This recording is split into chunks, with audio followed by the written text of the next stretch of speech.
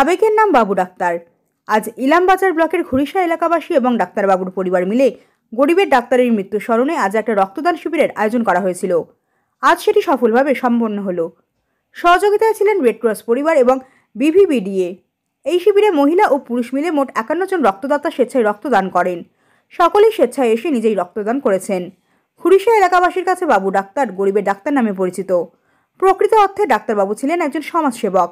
আজ শিবিরে উপস্থিত ছিলেন বিশিষ্ট সমাজসেবক আবুদুস সামাদ সাহেব, ছিলেন ডাক্তারবাবুর ভাইপো শোয়েব হোসেন, তিনি নিজেও একজন ডাক্তার। এছাড়াও এলাকার বিশিষ্ট মানুষজন উপস্থিত ছিলেন।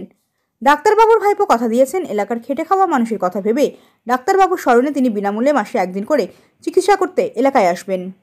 এটা কোনো অর্গানাইজড ওয়েতে হয়নি, এটা গ্রামের মানুষজন স্বতঃস্ফূর্তভাবে এই ব্লাড ডোনেশন ক্যাম্পে সাড়া দিয়েছে এবং আপনারা দেখতে পাচ্ছেন প্রচুর মানুষজন এখানে এসছে, রক্ত দিচ্ছে। কোনো মাইকিং নেই, কিচ্ছু নেই, বা সেই অর্থে কোনো প্রচার নেই। শুধু মানুষ জেনেছে যে বাবু ডাক্তারের স্মরণে একটা ক্যাম্প হচ্ছে। আচ্ছা, এই ক্যাম্প যে হচ্ছে, এই ক্যাম্পে কি আয়োজন বা কি ব্যবস্থা করা হয়েছে? এখানে যেমন রয়েছে, ওনারই আত্মীয় আছেন ডাক্তার, তিনি বহরমপুর মেডিকেল কলেজের ডাক্তার। তো একদিকে যেমন ব্লাড ডোনেশন ক্যাম্পও হচ্ছে, প্লাস হচ্ছে একটা হেলথ চেক আপ প্রোগ্রাম, স্বাস্থ্য শিবির হচ্ছে, স্বাস্থ্য পরীক্ষার শিবির। আচ্ছা, এই ক্যাম্পটা এখানকার সমাজসেবকদেরকে নিয়েই অর্গানাইজ করলেন, তো এই ব্যাপারে আপনি কি বলতে চান? ব্লাড ডোনেশন ক্যাম্প তো একটা ধরুন সব ভালো কাজের জন্যই আর কি, মহৎ কাজ, মহৎ উদ্দেশ্য। তো আমরা আমার আব্বা চলে যাওয়ার প্রায় এক সপ্তাহ পরের থেকে আমরা একটা প্ল্যান করছিলাম। যাই হোক, সময় এতে হয়, সেই অর্থে খুব বড় করে যে করবো সেরকম একটা প্ল্যান ছিল, তো হয়ে ওঠেনি। যাই হোক, করেছি, তার মধ্যে এটা হয়েছে প্রথমবার, একটা অভিজ্ঞতা হলো। এরপরে পদক্ষেপ আরও বৃহত্তর পদক্ষেপ হবে, বৃহত্তরভাবেই করার প্রচেষ্টা আছে। আর এটা একটা প্রতি বছরে নেই, এটা চালানোর একটা প্ল্যান আছে। প্রতি বছর এই দিনই করেন? এই দিনেই হোক বা এই মোটামুটি একটা নভেম্বর ডিসেম্বর, হ্যাঁ, খুব ভালো।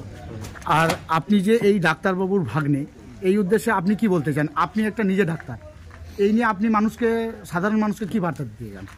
জামাই তো শুধু ডাক্তার ছিল না, জামাইয়ের মতো জনপ্রিয়তা খুব কম ডাক্তারই থাকে। তো আমরা তো সত্যি কথা বলছি, ছোটোবেলা থেকে জামাইকে দেখে ইন্সপায়ার্ড ডাক্তার হওয়ার জন্য। তো উনি আমাদের কাছে ইন্সপিরেশন। তো তার স্মৃতিতে করতে পারলে ডেফিনেটলি খুব ভালোই লাগে, তার স্মৃতি পার্ট হতে পারলে।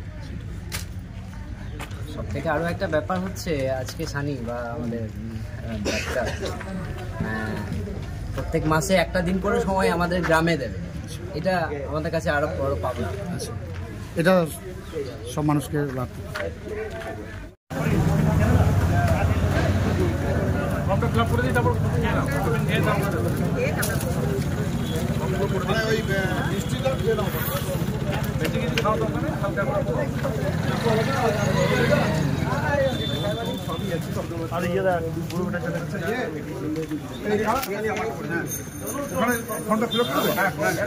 ওইখানে ফোনটা ফিল আপ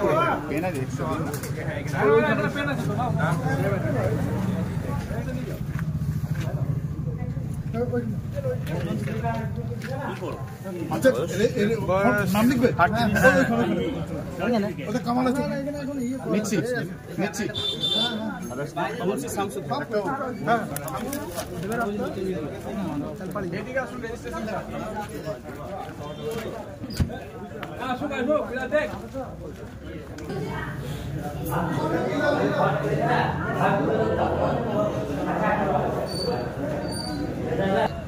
আর ভিডিও কর। এখানে বাবু ডাক্তার সমাজসেবক ছিলেন, এই উদ্দেশ্যে এখানে ক্যাম্প হচ্ছে। এই ক্যাম্প থেকে আপনি কি বার্তা দিতে চান?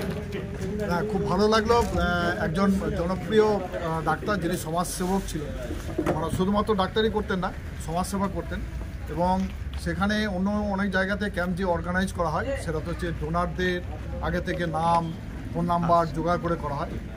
কিন্তু এখানে তা নয়, একটা প্রচার হয়েছিল যে বাবু ডাক্তারের স্মৃতির উদ্দেশ্যে আজকে রক্তদান শিবির, এবং একটা ফ্লাইং সবটাই তাকে ভালোবেসে এবং এই সমাজসেবার দ্বারা যারা উপকৃত হয়েছেন তাদের অনেকেই ব্লাড দিতে এসেছেন, এবং সেখানে 51 ব্লাড ওনার যারা ব্লাড দিয়েছেন, এই জন্য প্রথমেই জানাই এই বাবু ডাক্তারের উদ্দেশ্যে আজকে যারা ব্লাড ডোনেশন ক্যাম্প অর্গানাইজ করেছেন তাদেরকে অর্গানাইজারকে নয়ন তো আছেই, তার সঙ্গে ডাক্তারবাবুর ভাগ্নে সানি সবসময় বসছিল এবং ভীষণভাবে হেল্প করেছে, এনকারেজ করেছে সবাইকে। খুব ভালো লাগলো।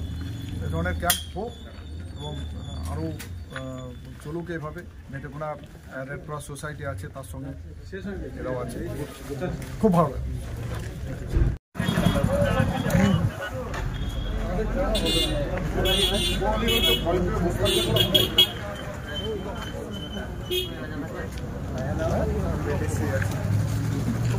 নিজেরা করো, কাজে আসতে পারলাম না।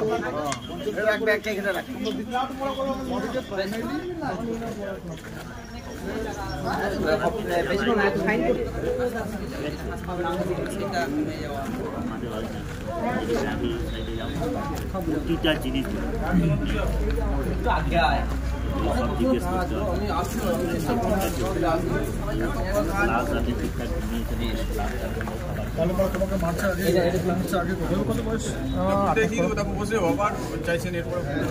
আচ্ছা, আপনি ভিভিডিএর সেক্রেটারি, তো সেই উদ্দেশ্যে আজকে এই বাবু ডাক্তারের ক্যাম্পে এসে আপনি নিজে ব্লাড দিচ্ছেন, আপনার অনুভূতি কি, আর আপনি এই ব্যাপারে কি বলতে চান? বারবার সবাইকে বলা হয় ব্লাড দিতে, আজকে নিজে এগিয়ে এলাম যে আজকে একবার দিয়ে দেখি। সবাইকে কেন বলবো, বারবার নিজেকেও দেওয়া প্রয়োজন, তাই এগিয়ে আসা। বাবু ডাক্তারের কথা বলতে গিয়ে অনেক বড় একটা ব্যাপার। বাবু ডাক্তার এই এলাকার একজন সমাজসেবী বলতে পারেন। অনেকের চিকিৎসা এবং তাদের আর্থিক অবস্থা দেখে চিকিৎসা করেছেন, সবসময় মানবিক ছিলেন। আমি সচক্ষে দেখিনি কিন্তু শুনেছি ওনার গল্প, তাই ওনার স্মৃতির উদ্দেশ্যেই আজকে এই মহৎ একটা উদ্যোগ নেওয়া হয়েছে। আমরা সবাই রয়েছি এখানে, 50-এর ওপর প্রায় ডোনার হয়ে গেছে, এখনও চলছে, দেখা যাক কত গিয়ে দাঁড়ায়।